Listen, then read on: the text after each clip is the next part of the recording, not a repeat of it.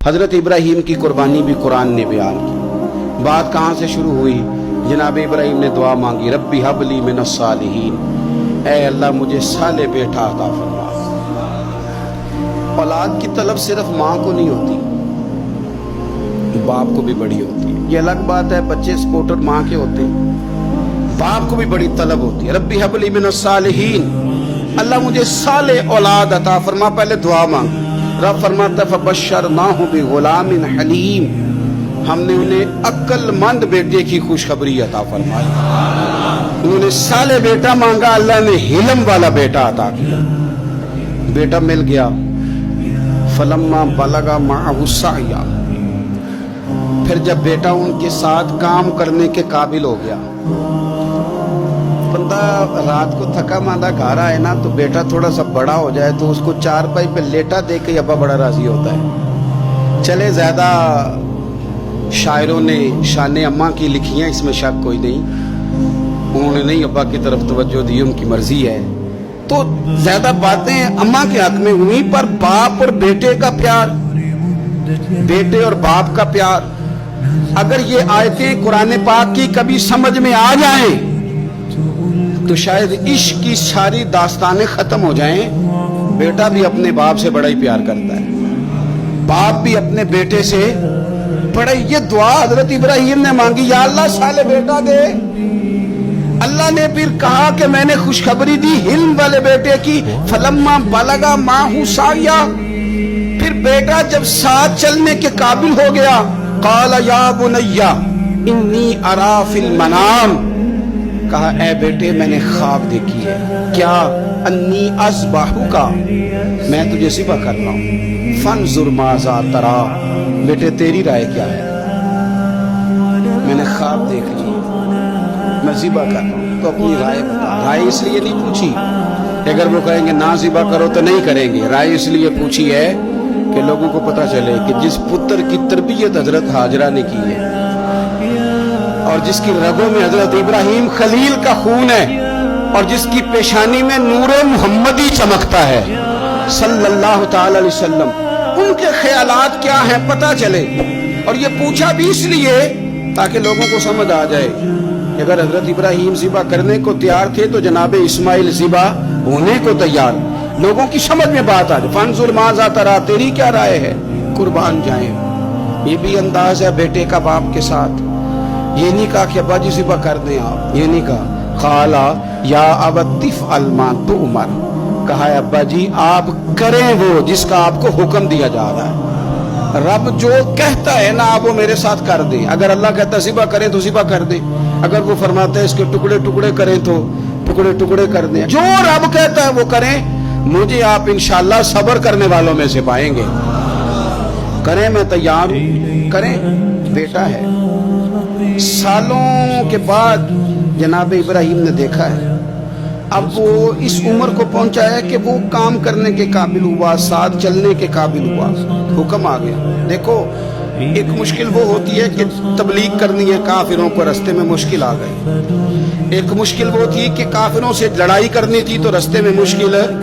यहाँ तो कुछ भी नहीं, बैठे बिठाए रब ने कह दिया करो बेटा ज़िबा। समझ आती है कि यारी तेरी सोना है पर अज़मैशां भी तेरियां अग। ये सोना परखिया जामदा ही पहलो नाल लगा दे लग।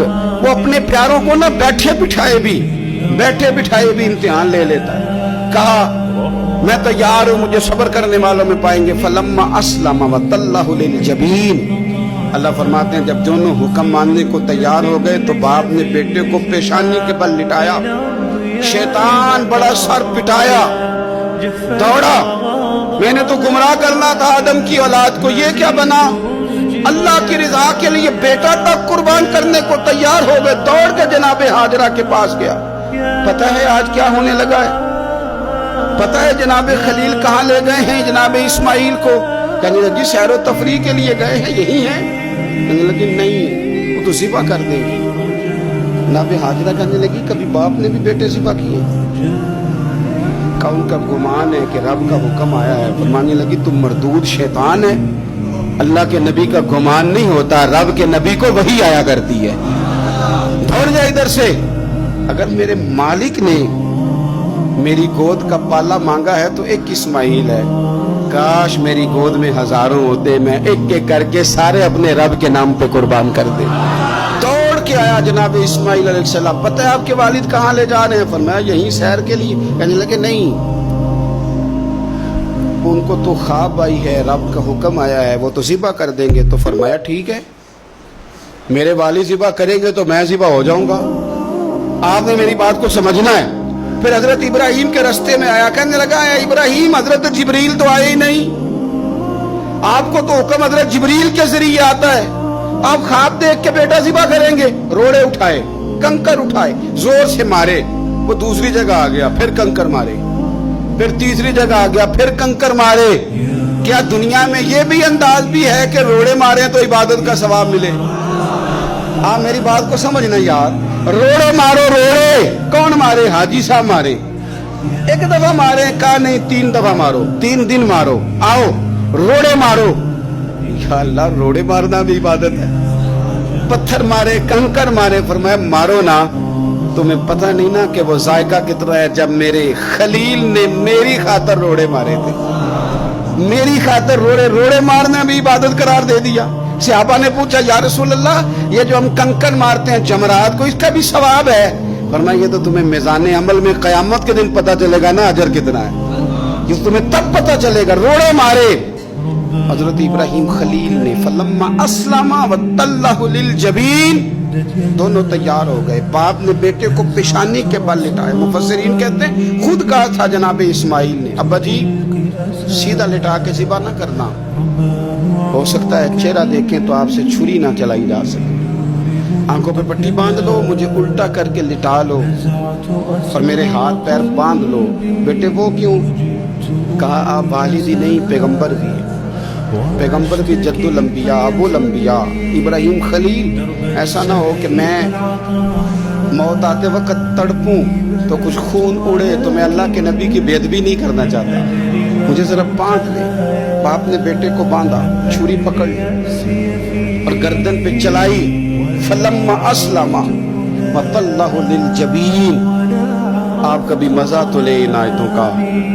دونوں تیار ہو گئے، باپ نے بیٹے کو گردن کے بل لٹا لیا، وَنَادَيْنَاهُ أَن يَا إِبْرَاهِيمُ، رب فرماتے ہیں ہم نے آواز دی اے ابراہیم۔ آپ کبھی دیکھیں کوئی بندہ کام کر رہا ہو تو پیچھے سے کوئی دیکھنے والا آواز، او ٹھہرنا ٹھہرنا ٹھہرنا، ذرا مزہ لے، وَنَادَيْنَاهُ أَن يَا إِبْرَاهِيمُ، اللہ فرماتے ہیں ہم نے آواز دی اے ابراہیم، قد صدقت الرؤیا، آپ نے تو خواب سچ کر دکھایا ہے، اے ابراہیم آپ نے تو خواب سچ کر دکھایا، اِنَّا كَذَلِكَ نَجْزِي الْمُحْسِنِينَ، ہم اسی طرح نیکوں کو بدلہ دیتے ہیں، اِنَّ هَذَا لَهُوَ الْبَلَاءُ الْمُبِينُ، بے شک یہ بڑی آزمائش تھی، بے شک یہ کھلی آزمائش تھی۔ میں نے کہا تھا قرآن کی آیتوں کا بھی مزہ لیا کریں، یہ کھلی آزمائش تھی۔ جب آزمائش لینے والا کہتا ہے آزمائش کھلی تھی اور دینے والے نے سچ کر دکھائی، تو پھر حضرت ابراہیم کی شان دیکھی نا کتنی بلند ہے۔